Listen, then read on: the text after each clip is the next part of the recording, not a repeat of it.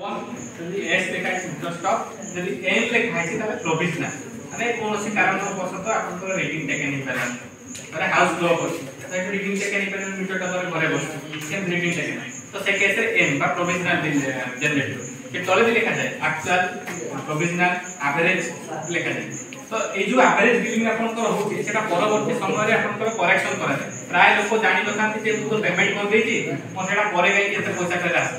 तो सेटा कोन होय ना आपनकर नुवा जने एक्चुअल कंजम्पशन बिल आसे ताकू को बेस करिकि 6 मास एवरेज को नहीं जो पीरियड उडा आपनकर प्रोविजनल बिल हेबो ताकू करेक्शन करा जाए तो सेही अनुसार आपनकर पैसाटा डिफर सर सेटा कोन यूनिट डिफर करतो हां आपनकर 6 मास एवरेज देखिले धर एक मास आपनकर 100 यूनिट उठला आर मास 200 उठला आर मास 300 आर मास 500 तो एडा सब ऐड कर देबे डिवाइड कर देबे 6 द्वारा करदेले जो यूनिट आपनकर बाहरिबो सेटा आपनकर एवरेज कंजम्पशन माने 6 मास तो ए जो यूनिट वाला देखिबे प्रोविजनल बिल आपनकर केते चार्ज करा है धरे आपन को 200 यूनिट चार्ज करा है आपनकर एवरेज वाला 100 यूनिट तो 100 यूनिट रे पैसा आपन को रिटर्न कर दिया